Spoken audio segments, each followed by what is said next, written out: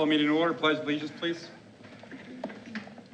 Pledge allegiance to the flag of the United States of America and to the republic for which it stands, one nation, under God, indivisible, with liberty and justice for all.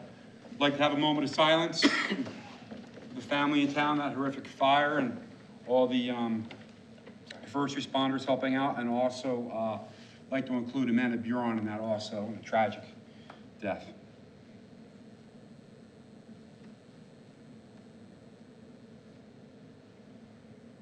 Thank you.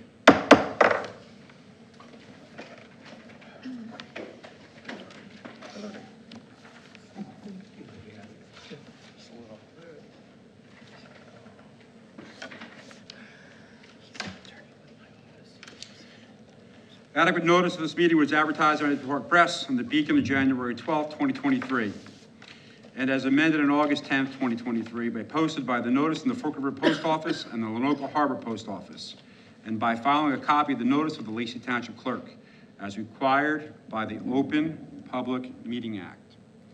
Roll call, please. Mrs. Armato, Mr. Conity, Present. Mr. Armato, Mrs. Claus, Here. Mr. Polino, Present. Mr. Peters, Present. and Mrs. Downing. Okay, we're going to go into executive session. Be it resolved that an executive session be convened for the purpose of discussing confidential student matters, including but not limited to harassment, intimidation, and bullying, confidential legal matters, including but not limited to the current caseload, and confidential personnel matters. The subject matters of these discussions will be disclosed to the public when the reason for confidentiality subsides. The length of the executive session is estimated to be approximately 60 minutes, after which the board shall reconvene and proceed with business at 7 p.m. and action may be taken. Motion? Motion. I'll second. All in favor? All right.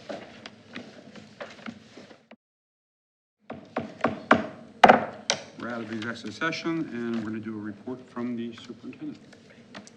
First, I want to say thank you for filling in for Mrs. Downing tonight, who could not be here, so your first go at it. You practiced. I promise. All right, so welcome to our August board meeting. I hope our students and families are having a restful and relaxing summer. Hard to believe, 11 days till we open our doors. But we are definitely ready to start the 23-24 school year. And as I always do at the August board meeting, I do spend a little time talking about what we did during our summer vacation. And while I do that, Mr. Merman is going to play a presentation on Loop that includes some photos of our schools and the grounds. It was quite an interesting summer. So as you know, we announced last spring that we were going to realign our schools. The Mill Pond School, which has been the 5th and 6th grade building for years, is now going to house our preschool and kindergarten students. Our 5th grade students are remaining at the 3 elementary schools, and our 6th grade students are going to be at the middle school. So as you can imagine, there was a lot of heavy lifting involved. Mr. Zielinski spearheaded the project at the beginning of the summer, and kudos to John Smith and the grounds and maintenance crew. They have been absolutely amazing. So our halls are shiny, our classrooms are ready to go. Brand new sign at Lenoka Harbor School.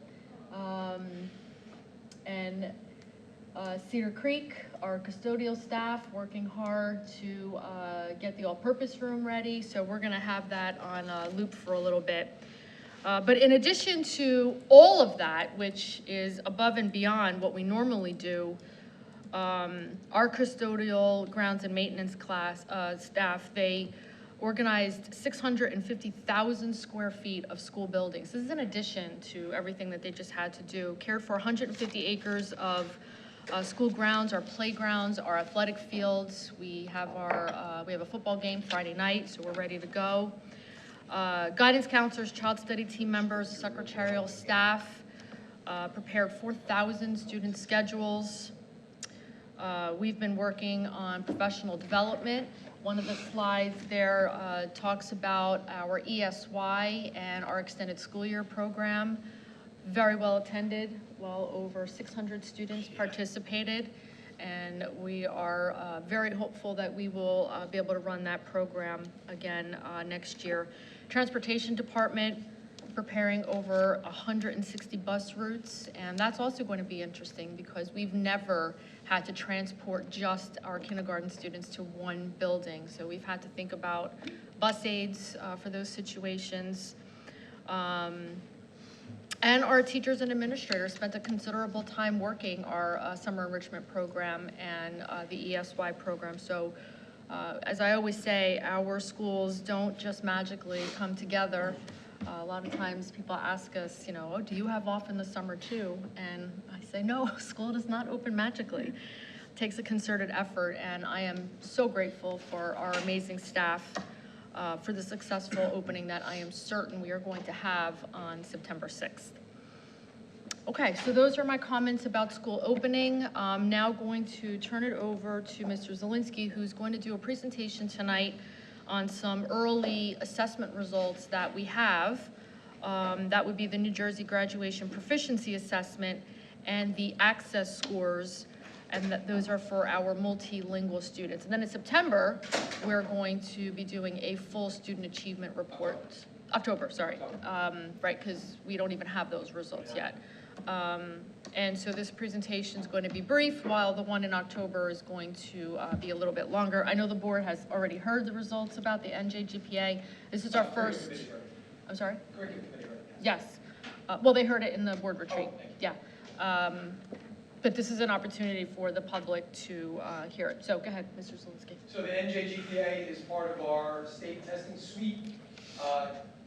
Juniors at high school are required to take the exam in order to exit high school. They must pass it. If they do not pass the exam, they go through an alternative suite of exams. They can pass. They can get a certain score on the PSAT, the SAT, the access test. If all that doesn't go well, there's also a portfolio assessment that they can go through.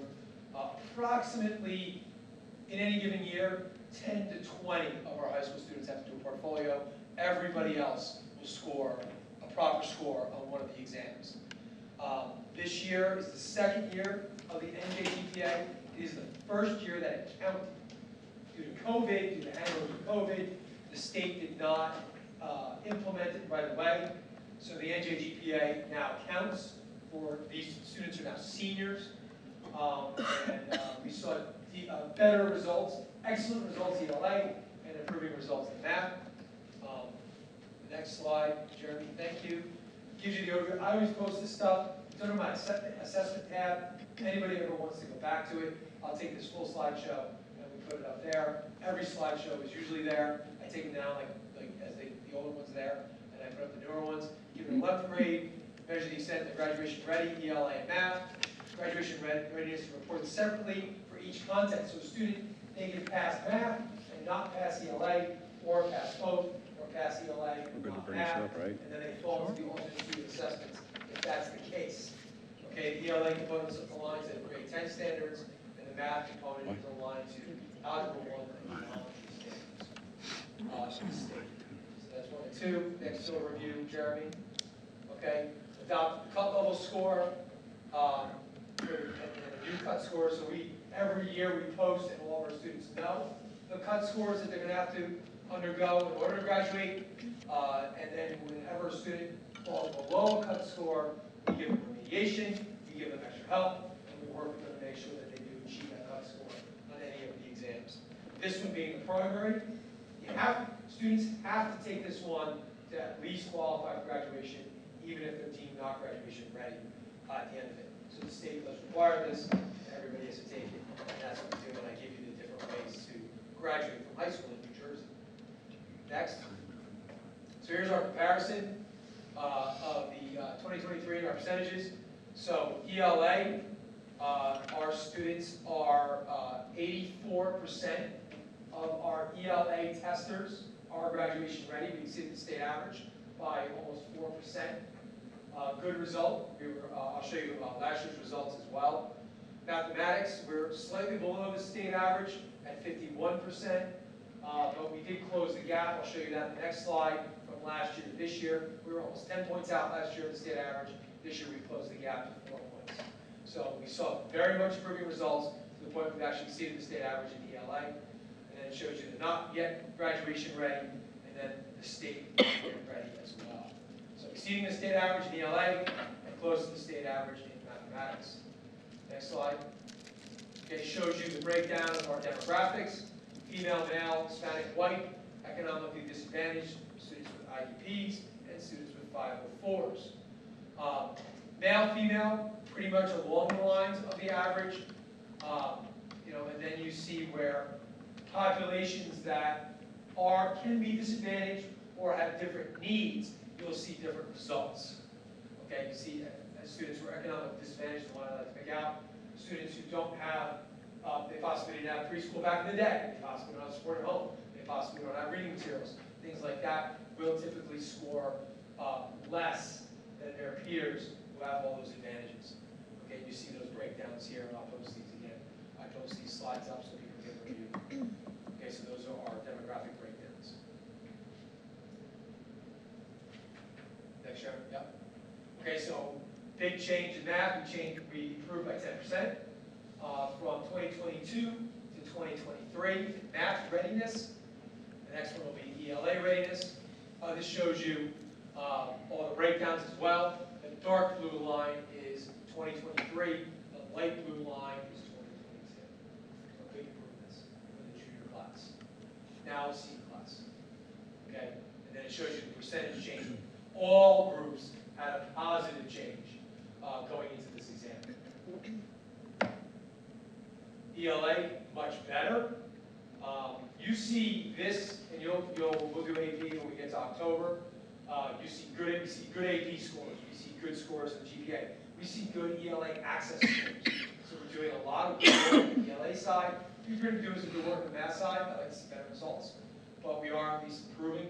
But ELA was great last year if we're taking the GPA as a small example of high school, college readiness, or graduation readiness. Next, Jeremy, shows you the breakdown, the big improvements there of the different demographics. Shows you the positive change in all those demographics. Okay, strategies that we've employed, spurred on by test results. You've got to do better. Small group instruction, student conferencing, basic skills instruction, student skill work aligned to New Jersey standards has been one of our flag-bearing pieces of the puzzle, all grades K to 12. Making sure that assessments and work is linked to standards. That's how they're going to get assessed, and the standards aren't there for jokes. The standards are there to make New Jersey a good educational system. We always believe that. They're tough standards, they're difficult standards, and they're hard. And that's what we really work with the high school kids. PLC work is our teachers working together. We bought a program called IXL, which measures kids' readiness skills, gives them practice exams, gives them practice work. They can do it all in their Chromebooks. Targeted lessoning, of course. And this year will be the first year we talk about the NJ multi-tiered system of supports, which works with teachers to work with students, not just teaching the whole group, but making sure the kids that are tier 1 need, they're not getting something, they're falling behind, to do it within their classroom setting when they're not going out. They don't need basic skills. They don't need extra help. They don't need those things of doing it within the classroom. That's what that's going to be. We'll talk more about that as the year goes on. And then last year we had these awesome data coaches.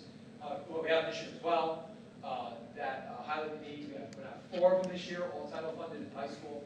We're going to have 1 for math, ELA, social studies, and science at the high school that will analyze the data, give teachers strategies, and give them instructional milestones really for kids who are in that tier 1 and tier 2 groups. So that's what we're doing.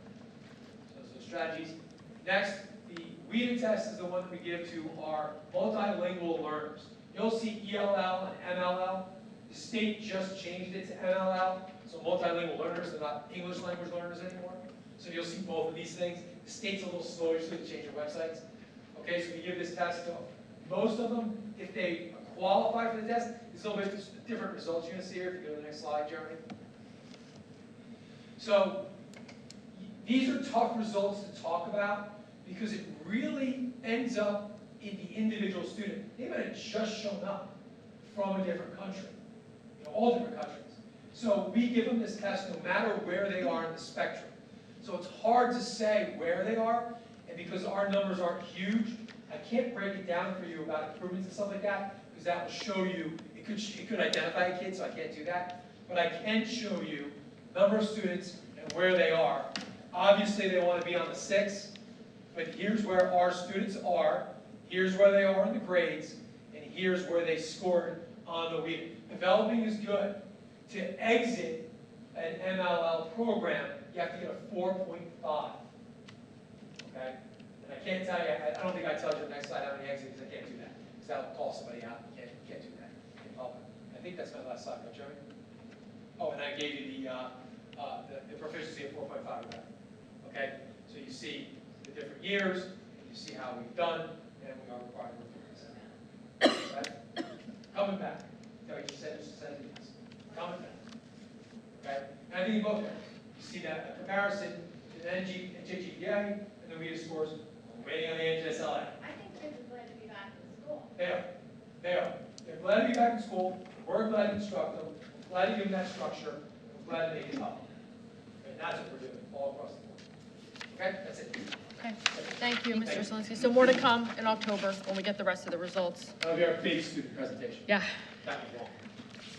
Okay, I don't have any other comments other than to wish our families and our students a great 11 days left of summer. Hope everybody has a happy Labor Day, and that concludes my comments. We're going to move on to, thank you, Mr. Zelinski, for your presentation. Dr. Pereira, we're going to move on to public comment. An audience member wishing to make a comment will raise his or her hand when called upon, state their name, address, and/or affiliation, and intention to make a statement. Comments will be addressed to the board president. Comments will be made on one issue at a time. Comments will be limited for 5 minutes. No audience member shall be recognized twice until all who have wished to comment have been recognized. This portion of the meeting is for public comments only, and there will be no questions answered. The purpose of this board meeting is to perform business in public. Everyone is entitled to a public comment. If there is a question for the board, there is an established chain of command to be followed. Do we have anyone for public comment?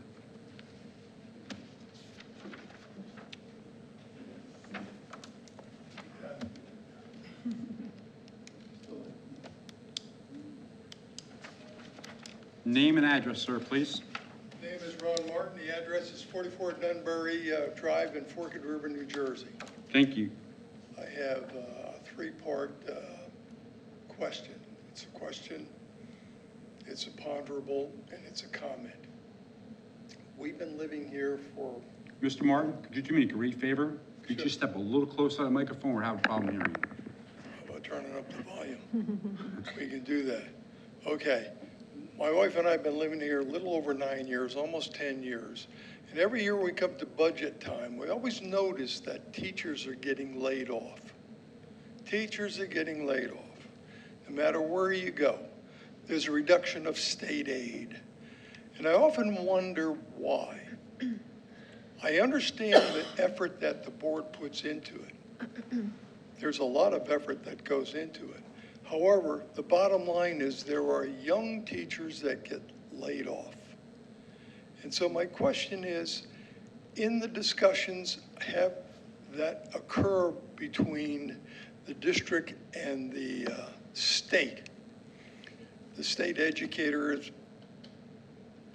offers a pronouncement, if you will, as to what will go to each community. What role does the teachers' union play in that negotiation, if any? Why aren't they more visible in those negotiations? At salary increase time, they're very, very, very visible.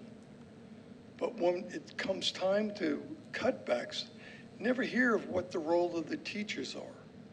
I would think that as a union member, one of the things I would look forward to is this protection, if you will, of the union membership of the union management to its membership. What I see as an outsider coming from another district is that perhaps the union management is so preoccupied with rubbing elbows with the big shots in Trenton, they forgot the worker bees on the line. So we have layoffs. Those layoffs usually happen as a function of seniority. So who are the ones to go? The new, young, ambitious teachers. So whatever time they put into the district, they have lost. Are they going to go to another district? I don't believe so. I believe we're going to have a shortage of teachers because those that have been laid off it's a nice word. Fired is the proper word. They were discharged because of funding, which is outside of the district. We are the recipients of whatever Trenton dribbles on our table. So we're looking at a potential of shortage of teachers as we now are currently experiencing it. There is a shortage. They are good people. And from my perspective, I don't see the union protecting their membership. So if I were to pay monthly dues to the union, it wouldn't take me long to realize, why am I doing this, particularly if I'm a young teacher, if I am vulnerable to a layoff? So that's something that's been bugging me. You know, the job that you do as a board is probably the worst volunteer job you could ask for in town. And all of you who have run for office and are elected, I really do appreciate your efforts. And for the administration, you got to play the hand you're dealt. So you have two options, none and none at all. But I do ask one of my ponderables, why isn't the union defending its people? Why would a union person want to continue to pay dues if they're not getting that protection, particularly the younger ones? So I sit here and look around, I scratch my head, and I'm still wondering. We're losing money to the state. Those of you who are familiar with the latest freehold rendering, okay, that's a sweetheart deal. Does that apply to us? Is it applicable to us? When we look at our town taxes, the largest segment is the school. The largest responsibility we have as a town is to our students. We have to produce good students because old timers like me need the protection of the youth.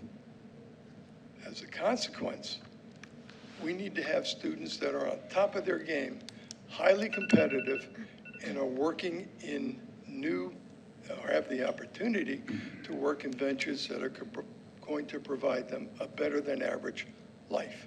Mr. Martin, you have awesome valid points there, and you're very valuable, but unfortunately, we have a 5-minute time limit. I understand. Hold on, you are more than welcome, we're gonna let some of those people come up, and you're more than welcome to come back up and finish. Thank you. I All think right. I said my piece. Appreciate it. I Thank do Thank you. have a couple of comments, though, to make. Could you hang on 1 second? So, Mr. Martin, I just want to say a couple of things. I mean, I think there was a question in there somewhere. I'm just going to make a couple comments on what you said. You are absolutely right. Our hands are tied. And from this point forward, at every single board meeting, I'm going to spend a lot of time talking about the budget build for the next school year, because the challenges that we faced recently pale in comparison to what we're up against for the final year of S2. In fact, just today, I had a meeting with Mayor McDonald, Assemblyman Rumpf, and Committeeman Curatolo to talk about what can we start doing now to mitigate what we're going to ultimately face for the budget build for the 24-25 school year in this final year. But let me just touch upon the comment that you made about the unions. Obviously, I can't speak for all unions. I can only speak for the relationship that we have with ours. We meet very regularly. In fact, you know, I see both Jen and Mary Jo here. We have PRC meetings, but we meet more often than that. And they're always asking, who can we call? Who can we write to? And we did exactly that. So again, I can't speak for all unions, but I can say that ours is very active in trying to get the attention of people like Vin Gopal, who was behind the reason why we got the 66% back in state aid. It does take a concerted effort, and that's why we're going to spend a lot of time at board meetings talking about what it is that we can do now. I mean, obviously, the ultimate answer is that the funding formula needs to be changed. Is that going to change in time for the 24-25 school year? I don't think so. I mean, I'd like to think so. But we are up against a lot of other things, right? We have big elections in November, and the fact that, you know, just going into this without even talking about state aid, we're starting at a deficit. So those conversations are going to start very soon. But we're going to continue to work with our unions, unions, actually, because there are more than one, to talk about, you know, what can we do collaboratively and together to kind of replicate how we ended the school year. It appears that the relationship is good at this level. Absolutely. What are the obstacles that they are facing carrying it forward? You know, that's something, if they're looking for volunteers to throw ideas on the table, I'd gladly volunteer for that. Yeah. Because the gap between here and the management, if you will, of the union in Trenton is enormous. And Trenton needs to get the message from the union management perspective as to what the union members need, want, and desire. So I leave it at that. Okay. But I appreciate your comments. Thank you. I appreciate yours. Thank you.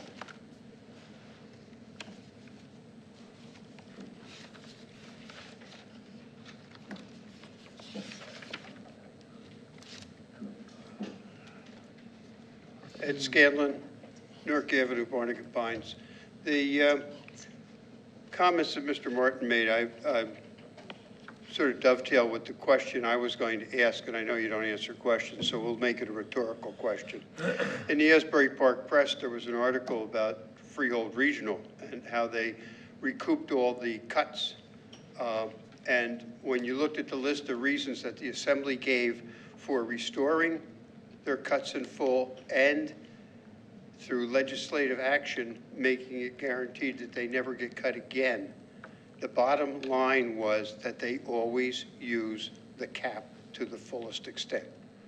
And my question would be, do we do that? Because that's part of what that formula is that is so mysterious, is that are you going and taxing to the extent of the cap?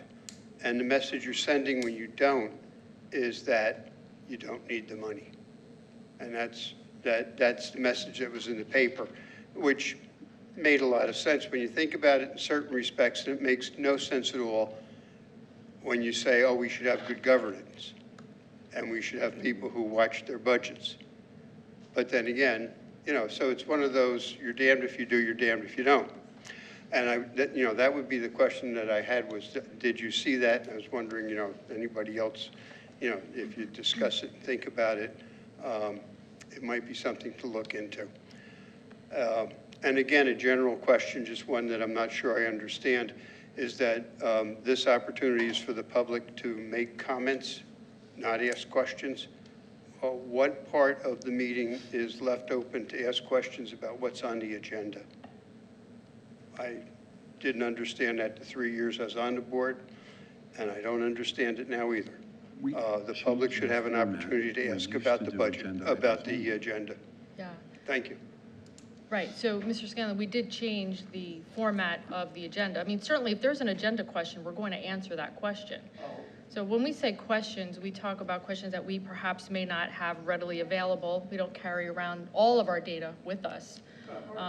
So What the comment that you make is that we're not, you can make your comments, we're not answering questions, which makes it sound like you don't answer. If there's something on the agenda, then you would be willing to answer that question.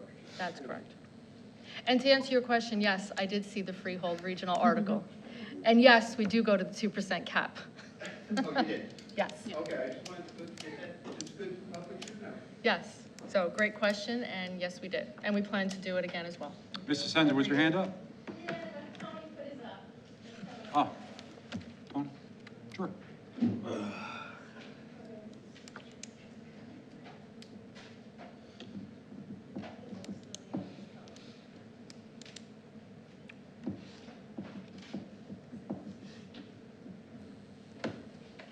Please state your name and address. Tony Rizzoli, Post Office Box 174, Forked River. Thank you, sir. Is it okay if I address the superintendent? Your In- permission, your choice, In regards, in regard to an email that her and I had earlier today. I think that I've already had that conversation with the superintendent regarding that email, and I thought that situation was resolved. Okay, Did I she just respond want, back to you? well, yes, and I was very happy that she did. Okay, And it then was it's the resolved. right, Thank the you right so much. thing. I just wanted to say thank you that we'll be able to see the agenda more in advance so the public, if they choose to come to the meeting, Right. has time to look at it and bring forth information that may be pertinent to members of the board.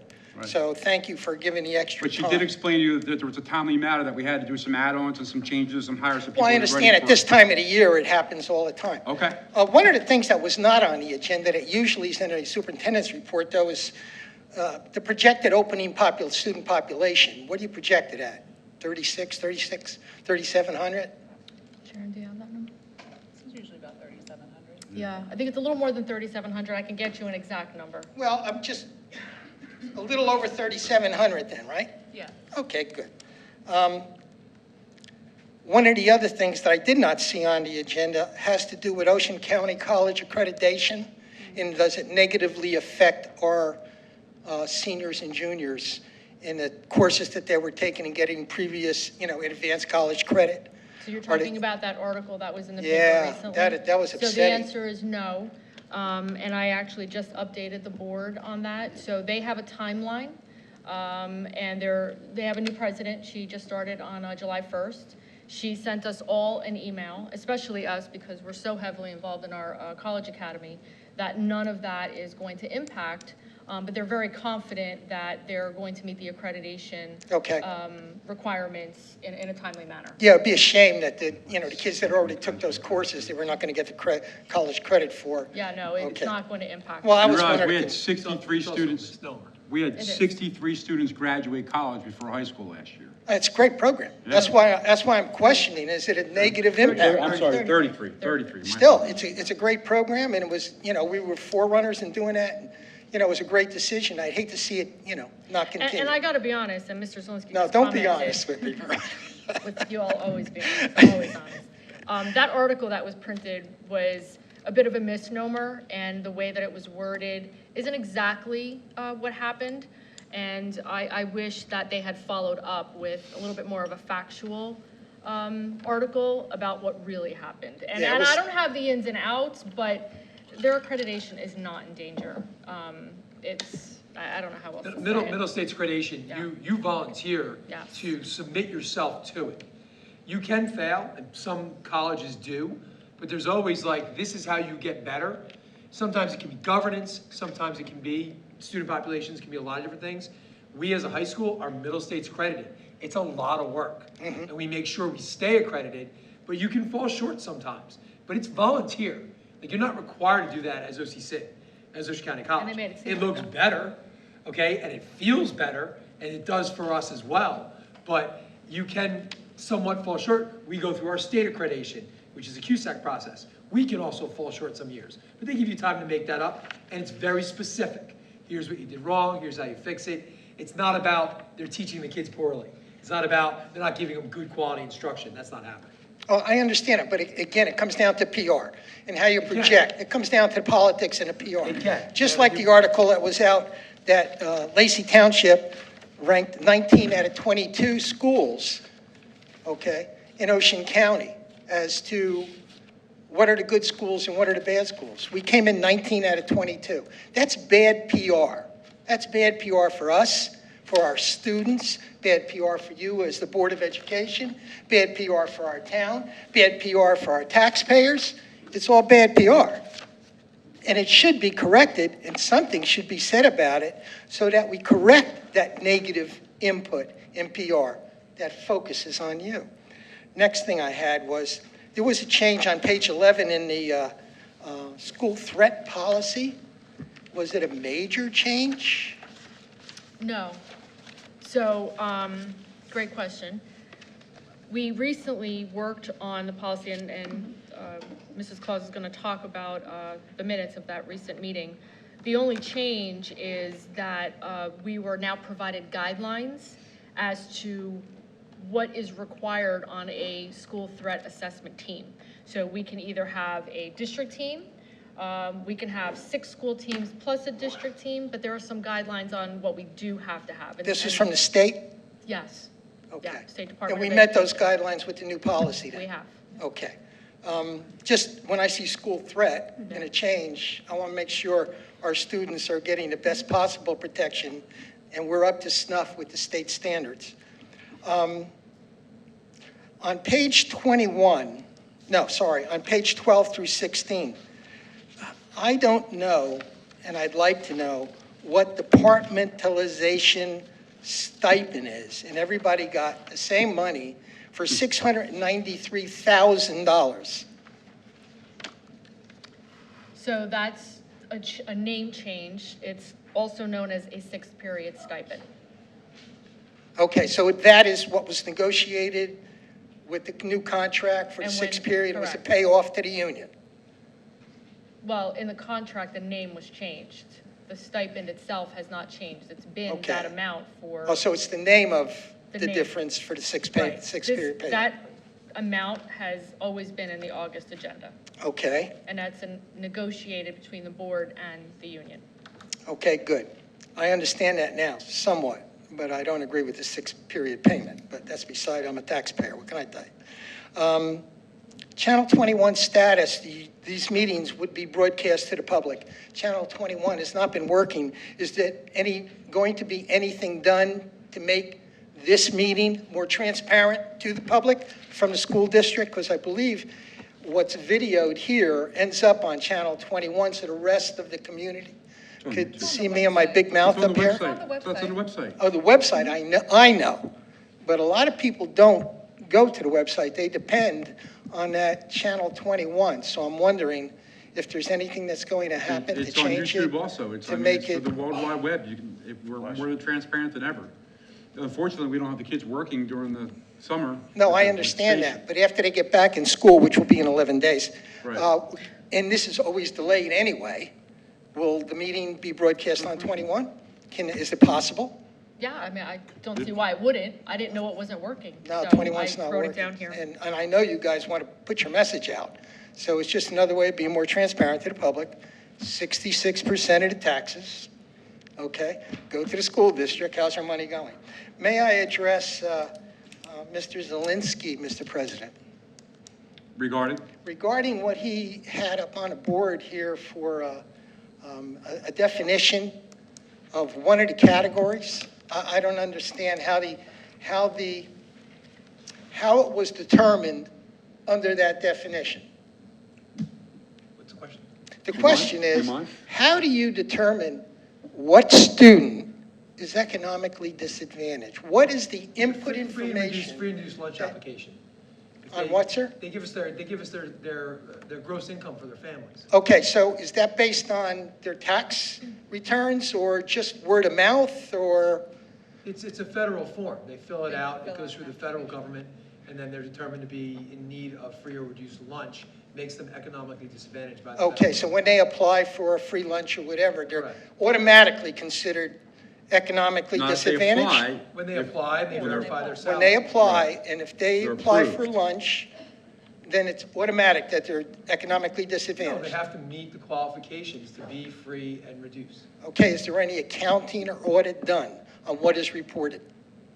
It's through the federal government. Well, They no, no, keep no, taxes. So not it's- How's it work? No, not necessarily. Okay, so Whatever if they they, report on that application, sometimes they will get audited, but not necessarily. because that's a big number. I mean, I would consider that we're not the wealthiest town in Ocean County, but I know that I think we're a little better off than that very high number that was shown as being, that many students being economically disadvantaged. But that's what it is. Okay, thank you very much for your time. Thank you, Mr. Roselli. Anybody else?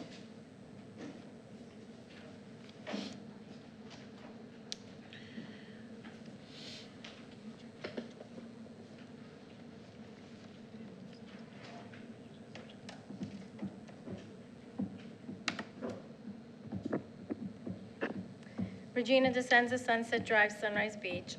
I do have a question about the minutes, if anyone knows. On page 7, item 12, what settlement was docket number EDS 10984-22? Because there's rarely a settlement come through in a year, so I was just wondering, was that a student case that was settled?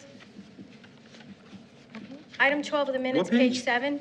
What page? The minutes, page 7, the minutes that you're approving.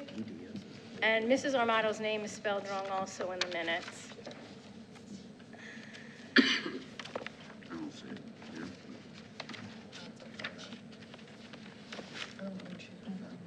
Yeah. There was a settlement noted on item 12. Was that a student case? From last meeting? month. It was a student. Yeah, last month's minutes, yes, right. EDS is OAL docket number. Right, most but does likely- that mean it was like a special ed student case? That's what Most I'm I don't know. We can't comment on specifically, that. But most likely. But I mean, as opposed to an employee case, that's all I'm asking. It was probably a student case? Yes, it was a student case. It was a Okay, that's student good. matter. All right, Yeah, that's Student all- matter. That was a student That's matter, yes. all I wanted to know. Okay, thank you. I hope that everyone will think about September 11th, and that some teachers will use the 9/11 books that I gave to the various school libraries as the anniversary of this historic day approaches. Mr. Peters, may I address Mr. Polino? It seems he made a remark in my absence. Mr. Polino? I'm asking you, Mr. Peters. I'm asking Mr. Polino. But he's not going to know which remark it is I unless don't know what she's talking about, so go ahead. Oh, he doesn't know what I'm talking about? Okay, good. It seems you're misinformed about who's appealing what. I think the remark was made in my absence back in May. My appeals haven't cost the Lacey School District a dime because my appeals are against former school board attorney, Mr. Supsey, through the State Disciplinary Review Board, and that has absolutely nothing to do with the district. For the record, I have never appealed any school ethics case, and that can easily be proven. If I have, give me the case and docket number. My original 2019 ethics case is still pending, that is true, and I have no control over how long it's taking. The Office of Administrative Law took the case away from me, Mr. Rossi, and Ms. Marcatello. So if you have a problem with the length of time, call Mike Zarnecki, C-Z-A-R-N-E-C-K-I, the Deputy Attorney General who is handling those cases. And apparently also, you owe Mr. Bidnick apology from last year about calling him a liar regarding the testimony of Sean Giordano during the May 2022 Zoom hearing of the Supsey ethics hearing with the Disciplinary Review Board. What would you know? You were sequestered waiting to give testimony during that hearing. So you never heard what Sean actually testified to, and there is a court transcript of that entire hearing. You believe what everybody tells you instead of seeing it for yourself on paper. Paper tells the truth. Get the transcript, read it, it's public information. I would appreciate it if you'd only comment about things that you can back up on paper. Thank you. Thank you for your Court comments. records are court records, I don't change them. Have a good night, thank you. Anybody else for public comment? Okay.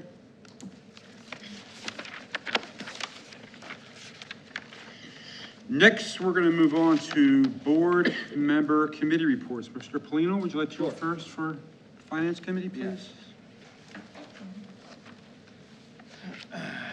So the Finance Committee met on Monday the 14th. As usual, it was like a 3 or 4 hour meeting. Myself, Ms. Downing, Ms. Claus, Dr. Pereira, and Ms. Sylvia. We spoke about things about the STEM project, STEM room project update, because we're remodeling the STEM wing. That project is expected to be completed August 25th. We have another meeting tomorrow to discuss the finishing up of it. Fork River Roof Project, we were updated on that. That project is expected to be completed on the 18th. When the older building, they're fixing a flat roof, so that's being completed. Actually, it should have been completed on the 18th. The fire alarm project that we've undertook a long time ago is finally coming to an end. They're doing the final inspections and fixing little things here and there, but we're good with that. We spoke about the HVAC project and bids that have gone out for a couple HVAC repairs in the high school. We got an update on our synergistic program that we're doing. We met with the township liaison after our business. The mayor was there, Mr. Curatello, and the business administrator, township administrator, Lorraine was there. We discussed things like the Lake Barnegat Drive intersection. If you've gone through there, which most people have, you can see that they're putting up a traffic light there. We discussed our concerns about the sidewalks, our students that are walking, and with the addition of a new crossing guard on Haynes to allow those that are going to be walking from Lake Barnegat up to cross over with a crossing guard to get over to the high school area and the middle school. We spoke about the widening of Western and Manchester. I think they may have started on that. They ripped down they took down trees today. So they're going to be, the county's going to be expanding Western Boulevard at Manchester. They're going to be adding a right turn lane and extending it a straight lane and then a left turn lane.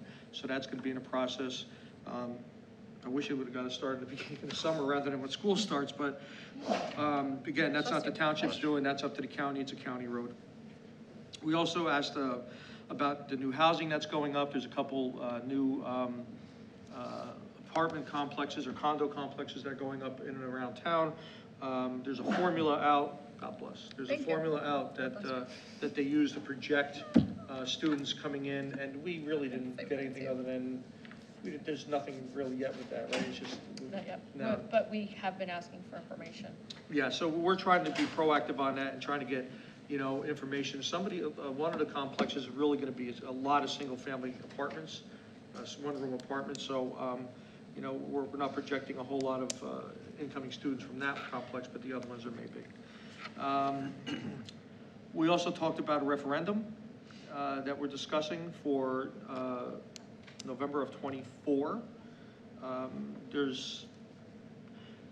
We know that hitting the 2% cap is that we're never, with the state aids cutting us, our buildings are old, they're falling down, we need roofs on everything, we need windows, we need doors, we need projects done around outside, we have asphalt that's falling apart, that's dangerous. So we have a lot of things that are gonna be well beyond a 2% cap that we could ever get the money to fix and do our building. So we're doing a fact-finding, I believe is that what you call it, fact-finding? Feasibility study. Feasibility study with our architect on doing a referendum. So it's in a discussion phase right now, and there is a timeline to get things done. And if we do a referendum, it'll be starting for the public next time in the beginning of next year. And we did meet with our architect and we discussed the referendum about, all the feasibility and stuff and so forth. We spoke about getting a security camera on the high school track because we do open it up to the public during the daytime hours. We've had some instances where juveniles, adults are climbing into the stands and are hanging over the railings by the box office. So we kind of want to keep an eye on what's going on. So we're discussing about getting some type of security upgrade in this stadium. We spoke about the grants. We got some update on grants. We spoke about a settlement agreement, which is going to be on the agenda tonight.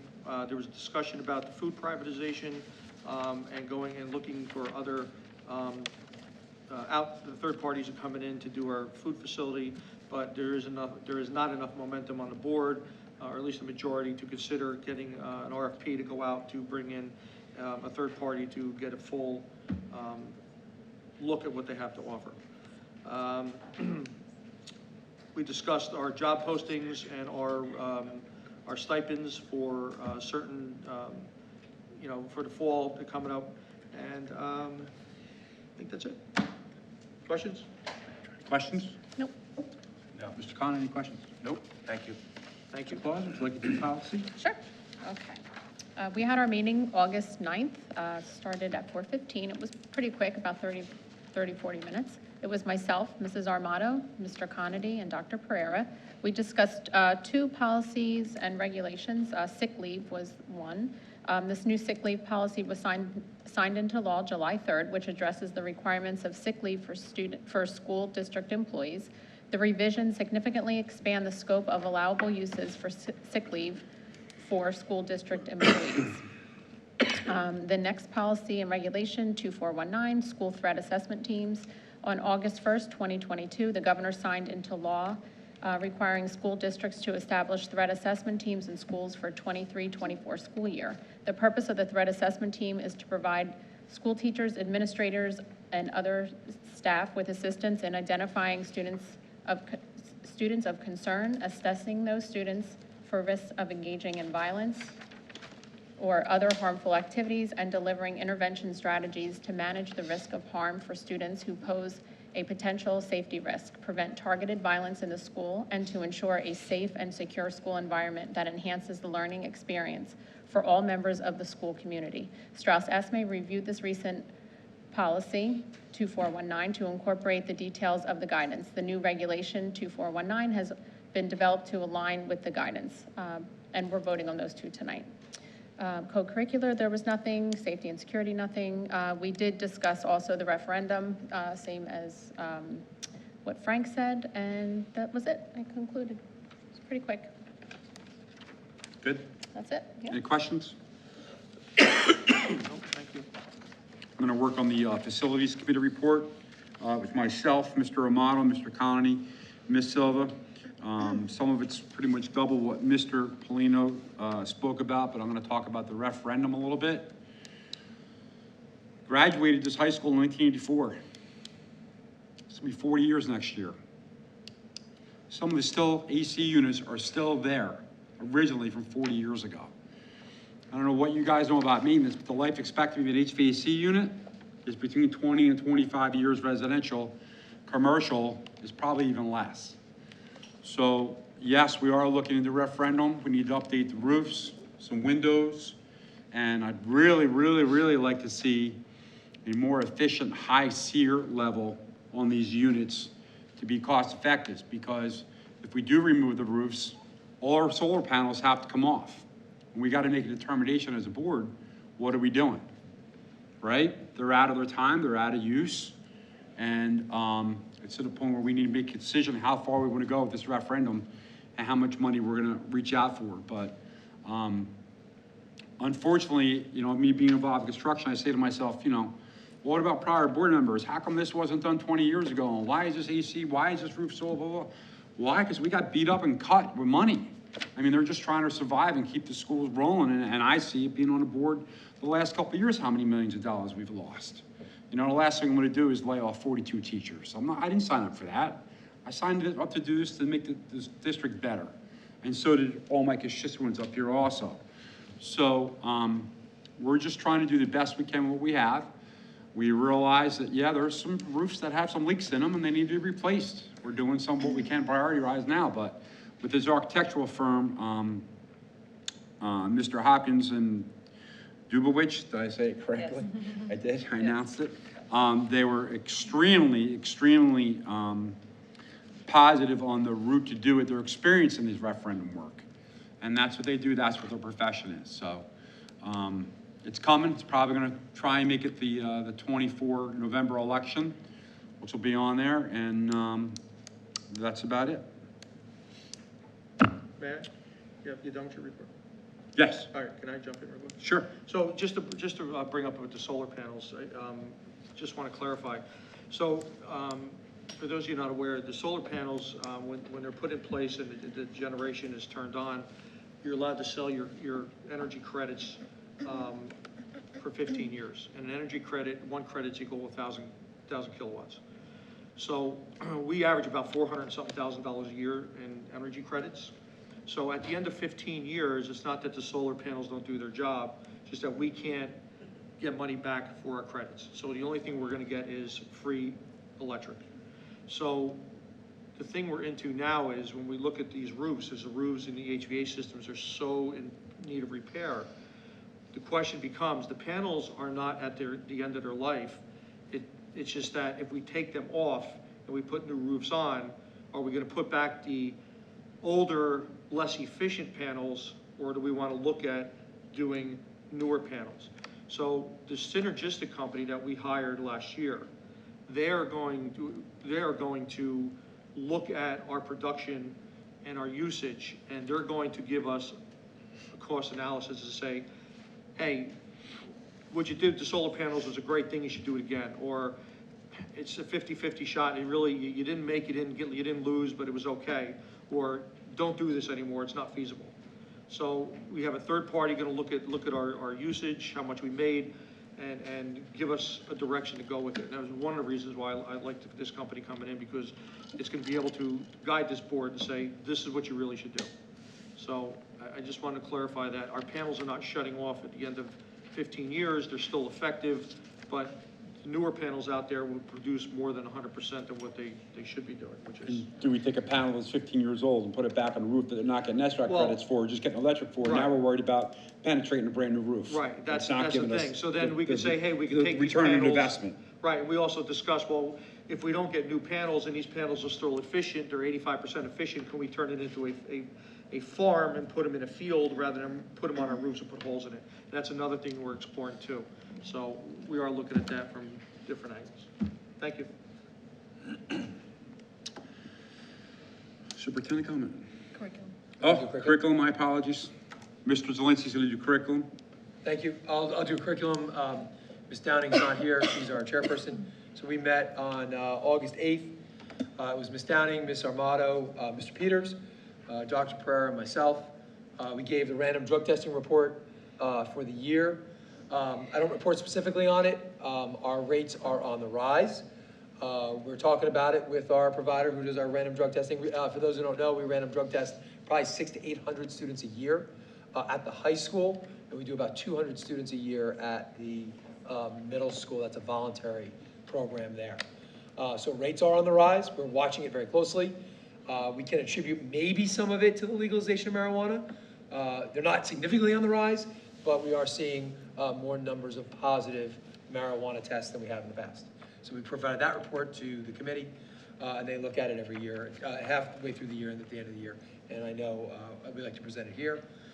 Tonight you'll have the approval of our student handbooks, elementary, middle, high school, as well as our bus rules handbooks. We discussed it there. The committee was presented the handbooks to make edits and suggestions as they see fit. We yearly adopt a field trips list, which I believe is on the board agenda this time. If it's not, it'll be on the next one for field trips. We talked about the NJGPA results, which we presented here, and of course the access, the WIDA test results. We're going to provide our kindergarten teachers who will now be responsible for teaching our specials. We're going to give them some very targeted PD, which we discussed at the meeting. We discussed an AP history book, which we haven't settled on yet. We talked about AP scores, which we will present in November. But we saw a record number of students get 3 and above. Raw numbers, not percentage-wise, but raw numbers, we saw a record number of students get 3s and higher. We provided the committee with a safety net update. Dr. Dowd provided a safety net update highlighting the program's effectiveness. Of course, we provided a preschool application update to the committee. We've applied for our preschool expansion aid. We did that on August 8th, and we're going to hopefully hear September 8th. We talked about using ESSER monies for certain advisory positions for the high school, certain co-curricular positions for the middle school, and we had a discussion of that. The technology handbook will also go up for approval tonight, and that's all I have. I have a question. May I? I hate to put you on the spot, but I'm going to ask you. See what we can do. Why stop now? The marijuana usage. Go Yes.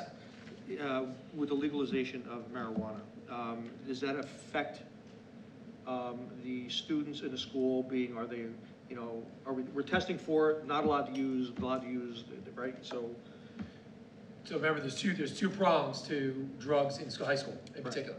If you are suspected of being under the influence while you're in school, doesn't matter what it is or what age you are, you're taken out of school and presented to your parents, taken to a doctor. This program is a random drug testing program where like the NASCAR pool, everybody's eligible every time that they show up. And we always talk about marijuana, because marijuana is the one thing that stays in your system long enough for us to catch you. But if you were ever presenting yourself to us to be high or drunk, you're taken out of the system right away. In this case, it's, oh my gosh, you might have some long-term problems, and we give you the help, you be in our SAC, you might go out for help, and you certainly can get under the care of a doctor. Right, so for education purposes, the reason I'm asking is for the public. Yep. So even though marijuana is legal, it's still not legal for children under the age of 18 to Nope, be 21. using it and coming to school high. Right, you gotta be under 21. Okay. I mean, over 21, Right, excuse me. just want to clarify. Yes, Governor Murphy insisted, and it held up for a year and a half, because the legislature wanted to do it 18. Murphy said, absolutely not, it has to be 21. That's why it took New Jersey so long to legalize marijuana. Okay. And if I can ask another question, put you on the spot. Our pre-K numbers, do we have numbers for that as far as? So we did a sign up Right. for, which we would consider our expansion group of people. We maxed out at 220, which is the max that we could hold right away on day one of our signups. So we know that, we have the 220, then we already service over 100. So if we get the expansion aid, our pre-K numbers will be 320. Okay, so is that going to be satisfying all of our pre-K children? No, we'll have to add classrooms every year up to 5 years until we get Oh. all of them. All of them equals over 400 students. Okay, and we have the classrooms in Mill Pond for that? That's what we're hoping. Yes. All right, thank you. Well, thank you. See? Thank you. Thank you. Superintendent comment? Just one, to answer, I forget who asked the question, our enrollment for September is 3,856 Currently, and growing. and growing. Yes. We have a Mr. transfer. Conlon, you've been quiet. Board member comments? Yeah. Thank you to the Anoka Harbor PTO for the sign over at Anoka Elementary. Has almost every day. It's bright at night and Oh, yeah, is it? looks great. Pulling in here, seeing the seniors are painting parking spots. It's always schools here. So best of luck to the staff and the students and everyone in between, and it's go time. Okay. Thank you. Ms. Clausen? Yeah, I really don't have a comment tonight. I'm just looking forward to the school year starting, and I hope everybody has a great success, including the teachers and administration and students. That's it. Thank you. Mr. Polino? Yes, so I just want to reiterate what Dr. Pereira said earlier. I want to thank our custodial and ground staff for getting the schools ready.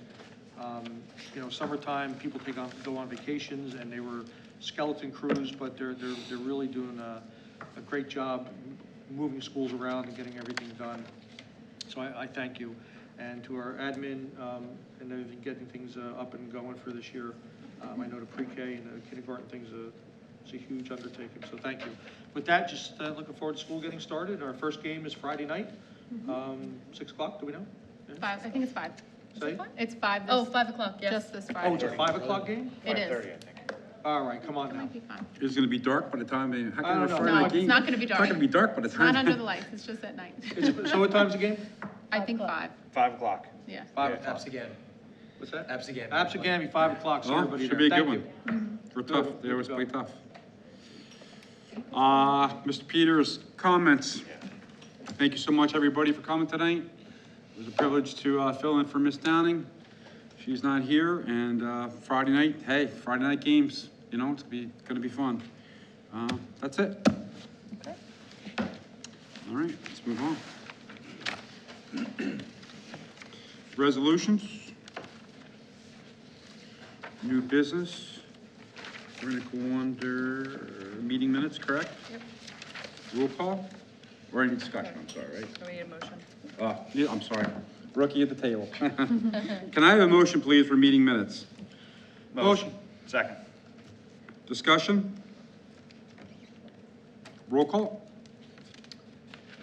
Mr. Conity? Yes. Mrs. Claus? Yes. Mr. Polino? Yes. And Mr. Peters? Yes. Page 2, list of bills from August 2nd. Motion, please? Motion. I'll second. Discussion? Roll call? Mr. Conity? Yes, but I need to abstain on my employer 289-299 and 283-300, as well as Ms. Sylvia 955339. Thank you. Mrs. Claus? Yes. Mr. Polino? Yes. And Mr. Peters? Need to abstain on A18? No, that's not that one. Oh, that's, I'm sorry, my apologies. Okay, yes. Transfers and S1701, 3 and 4, page 2. I'll move. Anyone want to second that? I'll second it. Discussion? Roll call? Mr. Conity? Yes. Mrs. Claus? Yes. Mr. Polino? Yes. Mr. Peters? Yes. Page 3 through 7, finance, 5 through 13. Can I have a nomination, please? I nominate, I'll second. Discussion? Roll call? Mr. Conity? Yes. Mrs. Claus? Yes. Mr. Polino? yes. Mr. Peters? Yes. Pages 7 and 8, facilities on 14. Am I doing this correct? You got it. Motion. I'll second it. Peters? Discussion? Roll call, please. Mr. Conity? Yes. Mrs. Claus? Yes. Mr. Polino? Yes. Mr. Peters? Yes. Pages 8 through 10, tuition and transportation, 15 through 18. Can I have a motion, please? 15 through 21. 15 through 21, I'm sorry. Thank you. Motion. Second. Discussion? Is that's use of facilities is in there? No, that was That's 14. That was 14, the one before. Did I miss that? Okay. Are you good, Ms. Claus? Yeah, I just had a question on 14. We already approved that, right? Yeah, we just approved it. Can I ask you a question?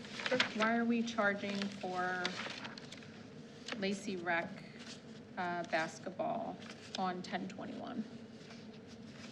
Is that for, It's a Saturday custodian? at the middle school. There's not normally somebody there Not on really Saturday. somebody there? Okay, that's fine, thank you. Do you have a question, Frank? No, just blur it now. Are we good back through 15 to 21? Do I have a motion, please? Motion. Yep, we have Frank and we have Second. Jack as a second. Second, discussion?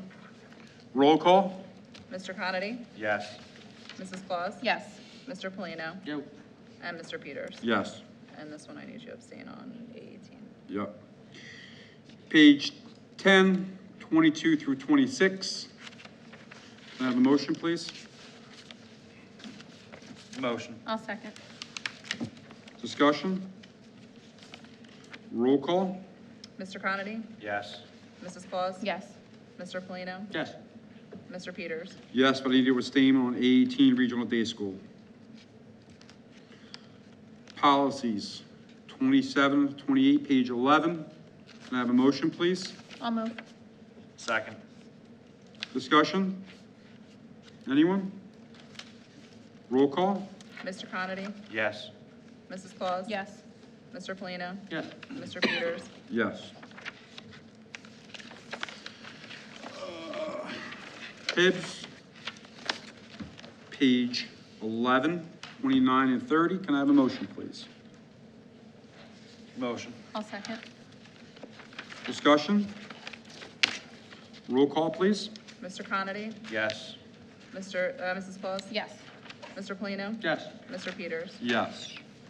Page 11, professional days, workshops, and travel. Can I have a motion, please?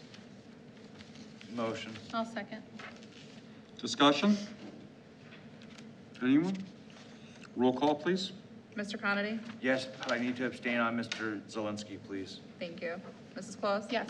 Mr. Polino? Yes. Mr. Peters? Yes. Certified personnel, 1 through 11. I need to make a correction on number 2, under the long-term substitute.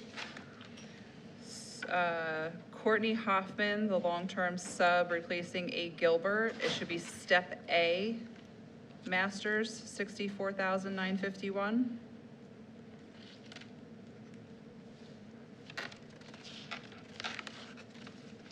Can I have a motion, please? Motion with the amendment. Oh, wait, hold on, I think I might have one other change. What were you And then, amending? I'm sorry, one other change on number 7, under co-curricular advisory stipends, advisor stipends. So page 18, at the top, Allison Brannick, the drama director. The stipend should be $4,712 instead of $4,344. And what was your first amendment? Page My- number 2? First amendment was under number 2, long-term sub.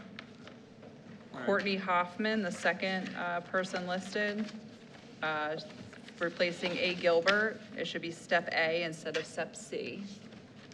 But the dollar amount is correct. Yes, the Oh, dollar okay, amount's that's- correct. Sorry, that's what I missed. All right, thank you. You're welcome. Okay, that's it. Did we get a motion? Motion with the amend changes. Thank you. I'll second. Discussion? Roll call, please. Mr. Conity? Yes. Mrs. Claus? Yes. Mr. Polino? Yes. Mr. Peters? Yes. D, non-certified personnel, 1 through 11. Can I have a motion, please? Motion. Second, Peters. Discussion? Roll call, please. Mr. Conity? Yes. Mrs. Claus? Yes. Mr. Polino? Yes. Mr. Peters? Yes. We have 2 walk-ons tonight. Yes. Would you like to read the first one, please? Okay. Walk-on number 1 is a settlement agreement. Move that the board approve the settlement agreement with respect to the State of New Jersey Superior Court docket number OCNL 00201420, Bridget Moser versus the Lacey Township Board of Education as discussed in executive session. Motion? All motion? Second? Second. Okay, roll call. Mr. Conity? Yes. Mrs. Claus? Yes. Mr. Polino? Yes. And Mr. Peters? Yes. And this is covered by insurance, Mr. Peters. This is covered by insurance. Thank you. We have a second walk-on resolution. Okay, this is a replacement position. Move that the board approve the following replacement professional personnel for employment. The name is Michelle Kalina. The position is photography teacher at the high school, replacing Cassie Mazzetta. Salary step C, masters, $65,151, effective September 1st, 2023 through June 30th, 2024. Motion? Motion, Peters. Second. Discussion at all? Roll call, please. Mr. Conity? Yes. Mrs. Claus? Yes. Mr. Polino? Yes. Mr. Peters? Yes. Thank you. Can I have a motion for meeting adjournment, please? Motion. I'll second. All in favor? Aye. Aye. I don't want any. Good night, everyone. Thank you.